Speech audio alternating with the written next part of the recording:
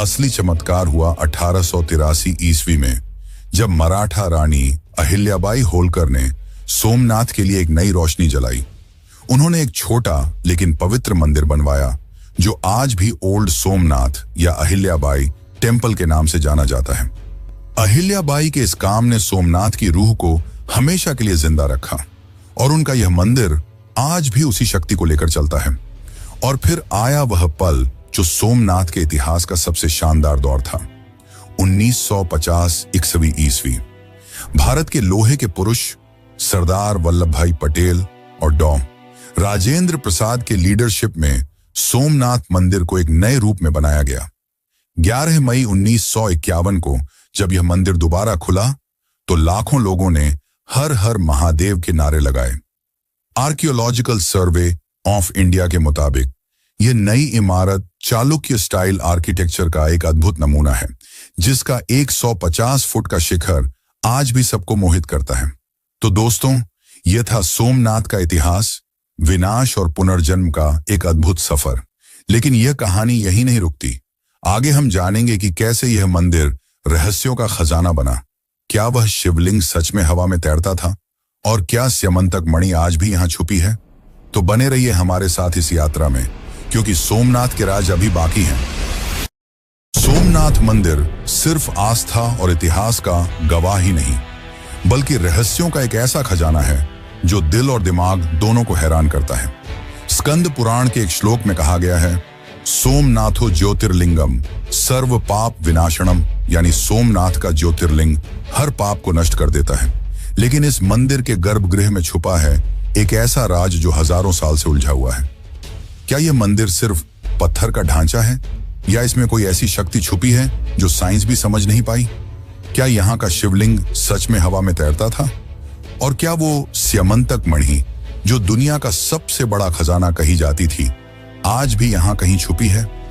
चलिए खोलते हैं सोमनाथ के इन अद्भुत रहस्यों के दरवाजे और देखते हैं कि ये हमें कहां ले जाते हैं।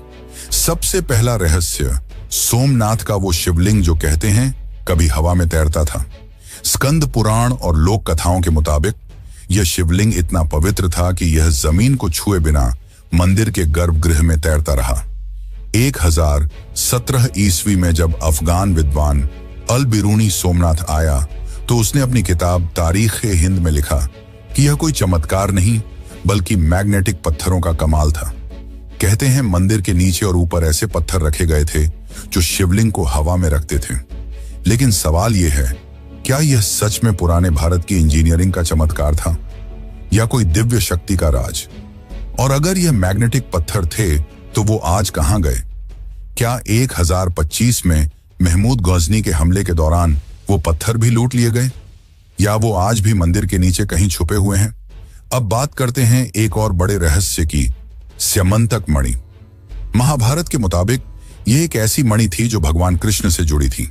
कहते हैं यह मणि इतनी शक्तिशाली थी कि वह अपने आसपास धन दौलत और ऊर्जा फैलाती थी। पुराणों में कहा गया है कि स्यमंतक मणि को सोमनाथ के शिवलिंग के अंदर छुपाया गया था ताकि कोई इसे चुरा न सके। लेकिन जब 1025 में गजनी ने मंदिर पर हमला किया तो क्या वो इस मणि के पीछे था? कहते हैं उसने मंदिर का खजाना लूटा, लेकिन स्यमंतक मणि का कोई पता नहीं चला। क्या यह मणि आज भी मंदिर के गर्भगृह में कहीं छुपी है, या क्या यह एक ऐसी कथा है जो सिर्फ भक्तों के दिल में जिंदा है? और अगर यह मणि सच में यहाँ है तो क्या इसकी शक्ति आज भी मंदिर के आसपास महसूस होती है? फिर आता है सोमनाथ का वो रहस्य जो दुनिया भर के वैज्ञानिकों को हैरान करता है, बाण स्तंभ। मंदिर के पास एक छोटा सा स्तंभ है जिसमें 6ठी शताब्दी का एक शिलालेख लिखा है। इसमें कहा गया है कि यहाँ से समुद्र के रास्ते अंटार्कटिका तक कोई भी जमीन नहीं आती। ये बात आज मॉडर्न साइंस भी मानती है। सोमनाथ से साउथ पोल तक एक सीधी लाइन में कोई भी लैंडमास नहीं है।